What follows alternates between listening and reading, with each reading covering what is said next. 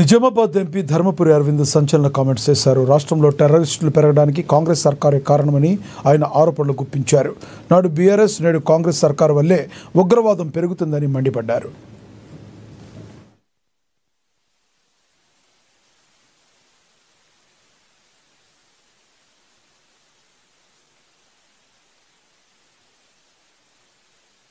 NIA వచ్చి జిల్లాలో arrest చేయడం జరిగింది.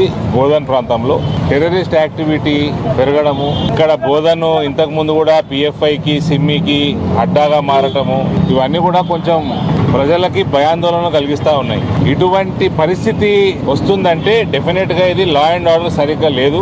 లా అండ్ ఆర్డర్ చేయాల్సిన పని చేస్తలేదు. దీనికి కాంగ్రెస్ పార్టీ యొక్క పాలన యొక్క ప్రెషర్ కూడా మెయిన్ రీజన్. ఓటు బ్యాంకు రాజకీయాలు ఇవన్నీ కూడా ఇవాళ సొసైటీకి, సమాజానికి ఒక ముప్పుగా మారుతా ఉంది. కాంగ్రెస్ పార్టీ యొక్క ఇంతకు ముందు టీఆర్ఎస్ పార్టీ అదే పరిస్థితి, ఇవాళ కాంగ్రెస్ పార్టీ అదే పరిస్థితి. అసలు హిందువులు అనేసరికి చులకన, హిందూ పండుగలంటే చులకన, రెస్ట్రిక్షన్స్.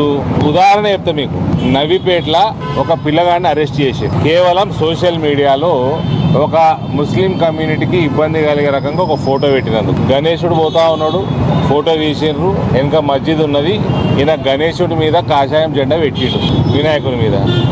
అవి మస్జిద్ మీద పెట్టినట్టు కనబడతా ఉన్నది. దానికి ఆగమేఘాల మీద పోలీసు వాళ్ళు అరెస్ట్, రిమాండ్కు పంపారు. దానికి తుర్కోలందరూ కలిసి 400 బైకులు వేసుకొని హారన్లు కొట్టుకుంటా, స్లోగన్లు ఇచ్చుకుంటా రభస చేశారు నవీపేటలో.